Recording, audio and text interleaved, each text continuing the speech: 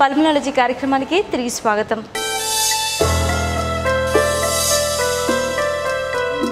Doctor గారు, చిన్నపిల్లలు మనం న్యూమోనియా లాంటి డిసీజెస్ ఏమైనా శీతాకాలంలో చూడొచ్చు అంటారా?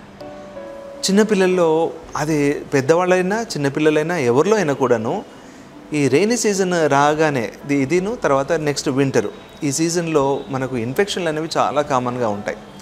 సో దీనికి అంతటికి కారణం మనకు వాతావరణంలో ఉండే మనకు వైరస్ ఇలాంటివన్నీ కూడాను బాగా ఎక్కువగా ఉంటాయి అన్నమాట. సో ఈ వైరస్ అనేవి మనం శ్వాసలో పీలుస్తున్నప్పుడు ముక్కు నుంచి గొంతు గుండా లంగ్స్లోకి వెళ్తూ ఉంటాయి. అవి కొంతమందిలో ఇన్ఫెక్షన్లుగా చేస్తాయి.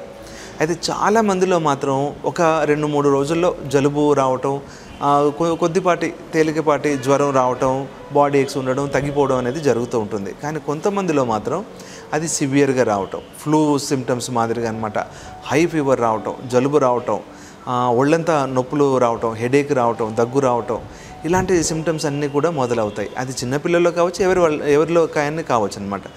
సో అలాంటి సివియర్ వైరల్ ఇన్ఫెక్షన్స్ వచ్చేస్తే దాని తర్వాత వాళ్లకు బాడీలో రెసిస్టెన్స్ పవర్ బాగా తగ్గిపోతుందన్నమాట. బాడీలో ఏ వైరస్ ఇన్ఫెక్షన్ కానీ అది లోపలికి వెళ్ళినట్లయితే ఆ ఇన్ఫెక్షన్ మూలాన బాడీ రెసిస్టెన్స్ పవర్ అనేది బాగా తగ్గిపోతుంది. మన తెల్ల రక్త కణాలు కానీ యాంటీబాడీస్ కానీ ఇవన్నీ ఫైట్ చేయలేకపోతూ ఉంటాయి, అవి కొంచెం వీక్ అయిపోతాయి అన్నమాట. సో అదే అదునుగా చూసుకొని బ్యాక్టీరియల్ ఇన్ఫెక్షన్స్ అనేవి లోపలికి చొచ్చుకుంటాయి అన్నమాట. సో రెస్పిరేటరీ అనేది మనం గాల్లో వెళ్తూ ఉంటుంది కాబట్టి బ్యాక్టీరియాలు నెక్స్ట్ లోపలికి వెళ్ళి అది వరకు ఎలాంటి ప్రాబ్లమ్స్ చేయని బ్యాక్టీరియాలు కూడా ఈ వీక్నెస్నే అదునుగా చూసుకొని అవి ఒక ఇన్ఫెక్షన్లు, ముఖ్యంగా న్యూమోనియా కానీ, బ్రాంకైటిస్ కానీ, సైనసైటిస్ ప్రాబ్లం కానీ, టాన్సిలైటిస్ కానీ, ఫైరింజైటిస్ కానీ, సో ఇలాంటి రకరకాల ఇన్ఫెక్షన్లు చేస్తాయన్నమాట. పిల్లల్లో ముఖ్యంగా 2 years కంటే తక్కువ వయసు ఉండే పిల్లలు, 2 years లోపల ఉండే పిల్లలు, వాళ్ళ ఇమ్యూనిటీ జనరల్గా చాలా తక్కువగా ఉంటుంది. అదేవిధంగా పెద్ద వయసు వాళ్ళలో 65 సంవత్సరాల పైబడిన వాళ్ళలో కూడాను బాగా ఇమ్యూనిటీ బాగా తక్కువగా ఉంటుందన్నమాట. సో ఈ 2 ఏజెస్ చాలా కేర్ఫుల్గా ఉండాలి. వాళ్ళల్లో ఈ న్యూమోనియాలు రావటం, వచ్చిందే కాకుండా అవి సీరియస్గా మారటం అనేది జరుగుతుంటుంది. అయితే మిగతా వయసు వాళ్ళకి ఎవరికైనా కూడాను ఇలాంటి ప్రాబ్లమ్స్ వచ్చే అవకాశం ఉంది. వాళ్ళ ఇమ్యూనిటీని బట్టి ఉంటుందన్నమాట. చాలామంది హెల్తీగా ఉండే వాళ్ళల్లో కూడా ప్రాబ్లమ్స్ రావచ్చు, కానీ అదునుగా వాళ్ళు ఆ ఇన్ఫెక్షన్స్ వచ్చిన టైంలో వాళ్ళ బాడీ బాగా వీక్ అయిపోతాయి. వెంటనే అవి న్యూమోనియా ఇన్ఫెక్షన్స్, బ్యాక్టీరియల్ ఇన్ఫెక్షన్స్ వాటి కిందకి మారిపోయే ప్రమాదం ఉంటుంది. పర్టికులర్గా ఈ స్మోక్ చేస్తుండే వాళ్ళు కానీ, ఆల్కహాల్ తీసుకుంటుండే వాళ్ళు కానీ, డయాబెటీస్ ఉండేవాళ్ళు కానీ, లేదా క్రానిక్ డిసీజెస్ ఎవరికైనా ఉంటే వాళ్ళల్లో ఈ ఇమ్యూనిటీ అనేది తక్కువగా ఉంటుంది కాబట్టి వాళ్ళలోనే ఇలాంటి ఇన్ఫెక్షన్లు వచ్చే ఛాన్సులు చాలా ఎక్కువగా ఉంటాయి. పిల్లల్లో మాత్రం అలాంటి ఇన్ఫెక్షన్లు వచ్చే ఛాన్సులు మరీ ఎక్కువగా ఉంటాయి. డాక్టర్ గారు, ఇవే కాకుండా అంటే క్రానిక్ కానీ ఇవే కాకుండా కొత్తగా ఏమైనా డిసీజెస్ కానీ మన శ్వాసకోశకు సంబంధించి రెయినీ సీజన్లో వస్తే వాళ్ళు ఎలాంటి జాగ్రత్తలు తీసుకోవాలి? అయితే చాలామంది అదివరకు మనకు జబ్బులు ఉన్నాయి కాబట్టి ఈ సీజన్లో మనం ఎలాంటి జాగ్రత్తలు తీసుకోవాలి అనేది వాళ్ళు ముందుగా జాగ్రత్త పడతారు. అదివరకే దీర్ఘకాలికంగా అనారోగ్యాలు ఏమైనా వాళ్ళు కూడాను జాగ్రత్త పడుతూ ఉంటారనమాట. కాకపోతే ఈ కొంతమంది మాత్రం వాళ్ళకు ఒకవేళ అట్లాంటి జబ్బులు అదివరకు ఏమీ లేకుండా ఉన్నా కూడా వాతావరణం అనేది మార్పులు జరిగినప్పుడు ఇలాంటి కొన్ని ఇన్ఫెక్షన్స్, వైరల్ ఇన్ఫెక్షన్స్, ఈ ఫ్లూ ఇన్ఫెక్షన్ కానీ, లేదా కామన్ కోల్డ్ వచ్చే మిగతా వైరస్ల ఇన్ఫెక్షన్లు కానీ, కొంతమందిలో స్వైన్ ఫ్లూ లాంటి ఇన్ఫెక్షన్లు కానీ వచ్చేయచ్చు. అలాగే బ్రాంకైటిస్, సైనసైటిస్, న్యూమోనియా లాంటి ఇన్ఫెక్షన్లు కూడా కొంతమంది ఫస్ట్ టైం వాళ్ళకి అదివరకు ఎప్పుడూ లేకున్నా కూడా మొట్టమొదటిసారిగా వచ్చే అవకాశం ఉంటుంది. సో ఎవరు కూడాను పూర్తిగా 100% తమకు ఎలాంటి జబ్బు రాదు అని అనుకోవడానికి వీల్లేదు.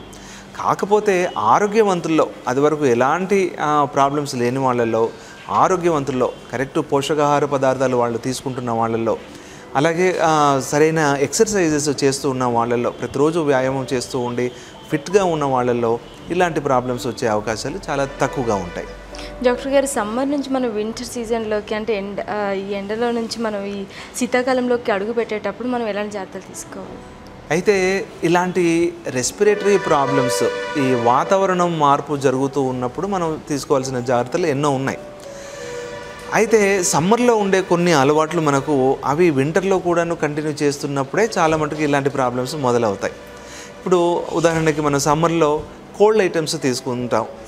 ఐస్ క్రీమ్ కానీ, కూల్ డ్రింక్ కానీ, లేదా మామూలుగా కూల్ వాటర్. సమ్మర్ బాగా హాట్గా ఉన్నప్పుడు ప్లెయిన్ వాటర్ కూడా తీసుకోలేము, కొంచెం చల్లగా వాటర్ కావాలనుకుంటాం. ఫ్రిడ్జ్లో పెట్టిన వాటర్ మనం తీసుకుందాం అనుకుంటాం. సరే, అది ఆ సమ్మర్ వరకు పర్వాలేదు, కానీ ఈ వింటర్ కంటిన్యూ అయిన తర్వాత, అంటే రెయినీ సీజన్ కంటిన్యూ అయిన తర్వాత కూడా అదే అలవాటును మనం కంటిన్యూ చేస్తూ వెళ్తే వాతావరణం చల్లబడినప్పుడు ఈ చల్లని పదార్థాలు మనం తీసుకున్నప్పుడు ఇన్ఫెక్షన్లు అనేవి కామన్గా వస్తూ ఉంటాయి.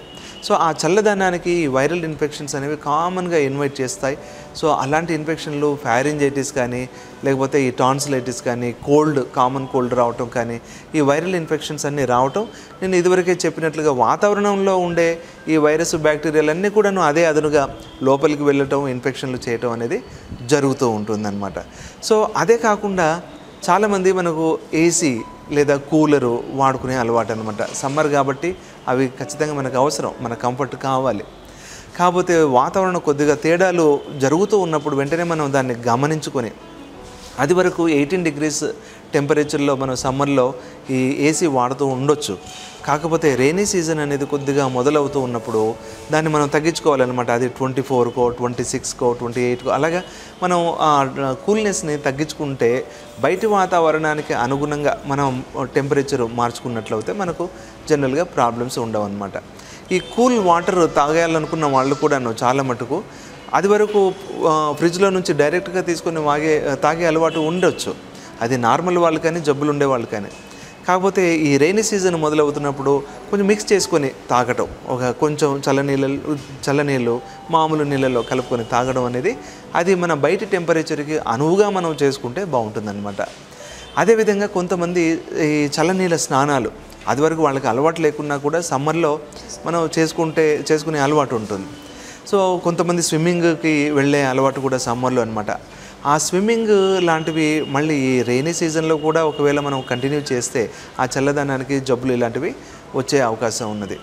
సో ఇలాంటి కొన్ని జాగ్రత్తలు అనేవి మనం తీసుకున్నట్లయితే ఈ రెయినీ సీజన్లోకి ఎంటర్ అవుతున్నప్పుడు మనకు ప్రాబ్లమ్స్ రాకుండా ఉంటాయి. అదేవిధంగా రెయినీ సీజన్లోనే ముఖ్యంగా మనం కొన్ని జాగ్రత్తలు అంటూ తీసుకోవాల్సి ఉంటుంది. పర్టికులర్గా పిల్లలు వాళ్ళ స్కూల్స్ కూడా ఇప్పుడు మొదలయ్యే ఛాన్స్ కాబట్టి ఆ స్కూల్స్ మొదలవుతూ ఉన్నప్పుడు వాళ్ళు తప్పనిసరిగా కొద్దిగా అంటే గొడుగు పట్టుకొని వెళ్ళటం, లేదా రెయిన్ కోట్స్ పెట్టుకొని వెళ్ళటం, లేదా క్యాప్స్ పెట్టుకొని వెళ్ళటం అలాంటివి చేయాలి. మఫ్లర్స్ కానీ, మాస్క్ కానీ ఇలాంటివి.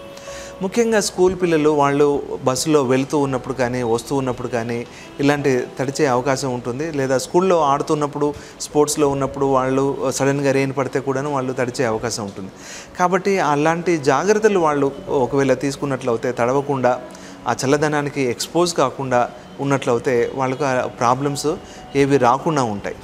పెద్దవాళ్ళైనా కూడాను వాళ్ళు అది వరకు ఏసీ కాలంలో తిరుగుతూ ఉండొచ్చు, కానీ సమ్మర్లో ఈ రెయినీ సీజన్ వచ్చేసరికి కొంచెం ఆ కూలింగ్నెస్ని తగ్గించుకోవటం, అలాగే కూల్ వాటర్ ఇవి తగ్గించుకోవటం, అలాగే రెయిన్లో కానీ లేదా చల్లగాలిలో కానీ వెళ్లకుండా ఉండడం, ఇలాంటి కొన్ని జాగ్రత్తలు తీసుకుంటే ప్రాబ్లమ్స్ రాకుండా ఉంటాయి.